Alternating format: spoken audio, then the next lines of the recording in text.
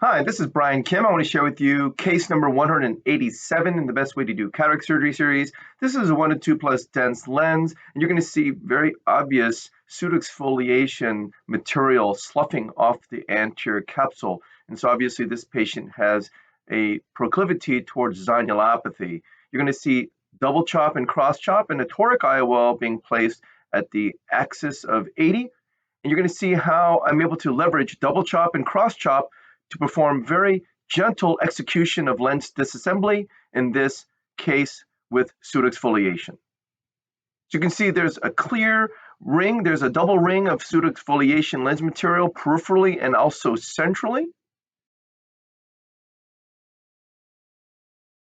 This is a corneal marker which will help me to center and size the rhexis. This patient is looking to the left, which I believe is down.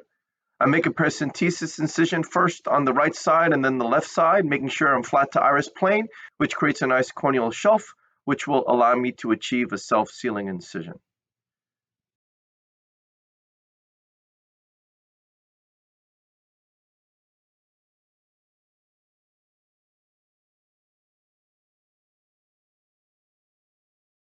This is intracameral lidocaine, and then some intracameral epinephrine, and then some dispersive viscoelastic to coat the corneal endothelium and flatten the anterior capsule.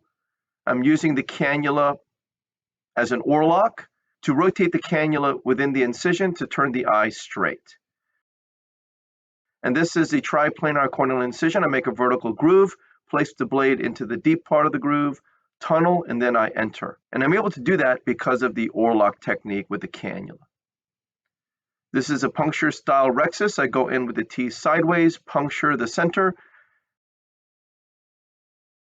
and then I pull down, grabbing the right side of the tear. You can tell there's a little bit of loss of counter force when I push down on the capsule with the forceps. Because it's a sharp tip forceps, I'm able to puncture without much force, and I'm going around circumferentially, grabbing and re-grabbing. You see a perfect chamber as I do the rhexis, and I'm using the corneal mark to help me center and size the rhexis.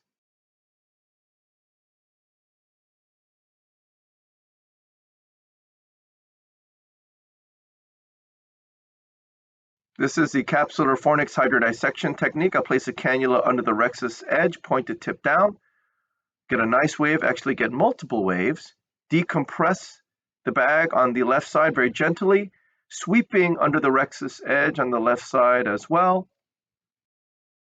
Doing the same thing under the right side, and then the lens begins to spin. So again, multiple waves, freeing up the anterior capsule, got a nice freed up lens. Irrigating the surface of the eye, lifting the incision with the chopper, going in with irrigation off to minimize Descemet's trauma, removing the surface epinuclear material, bevel down, placing the chopper under the rhexis edge contra-incisionally, the phaco-tip vertically sub-incisionally, bringing the instruments together and crushing the lens in half. That's double chop, placing the chopper around the right heminucleus, pulling it centrally toward the phaco-tip, crushing the lens against the phaco-tip, and that is the cross chop. Using the chopper to lift that first quadrant up out of the bag, and then once it's up out of the bag, I'm using the instruments to crush the lens piece into smaller pieces and then emulsify the lens piece. Placing the chopper under the second quadrant, hooking the peripheral lens and popping it up out of the bag, crushing the lens between the instruments and then emulsifying the lens piece once again. Very carefully and gently turning that second heminucleus in front of me, placing the chopper around the lens, pulling it towards the phaco-tip, crushing it in half, using some vacuum to lift that third quadrant up, crushing the lens between the instruments and then emulsifying the lens piece.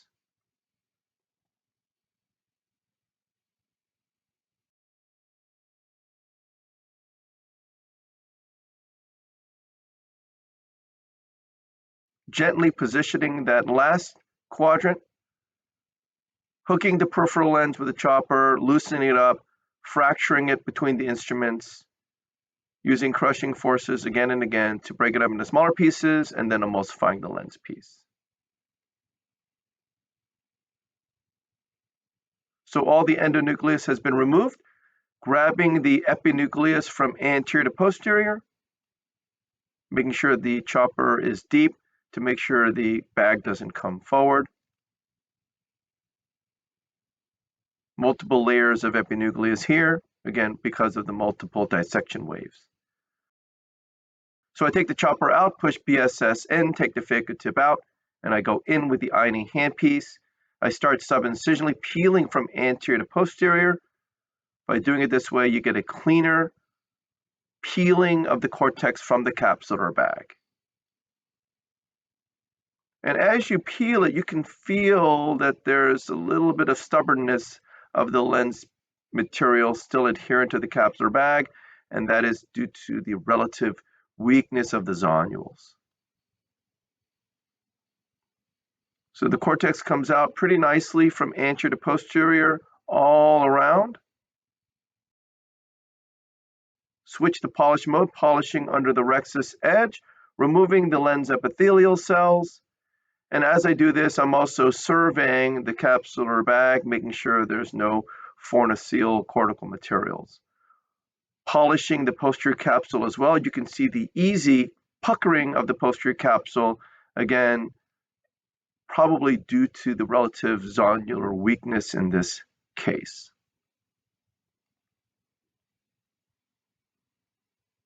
Again, polishing the posterior capsule, making sure it's nice and clean.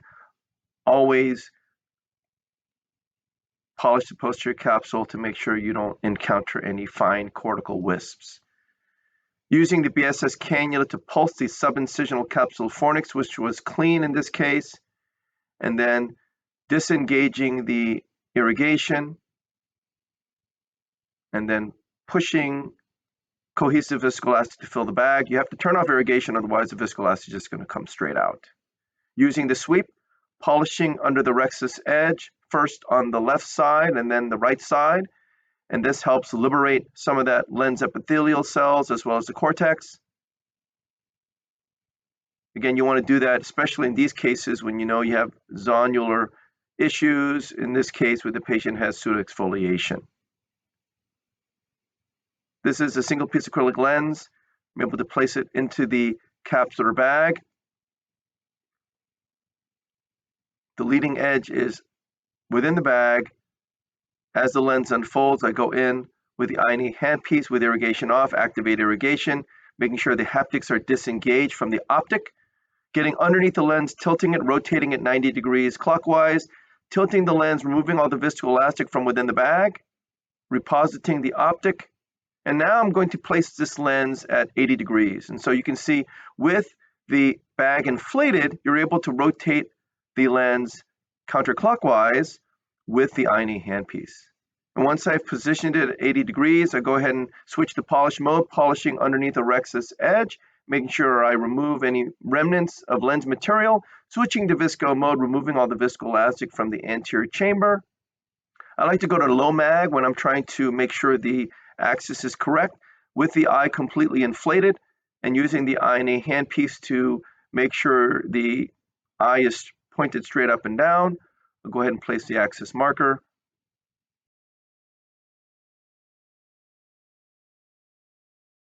It's a little bit too far from 80, and so I'm making sure I'm rotating it more vertical to get it at the 80-degree position.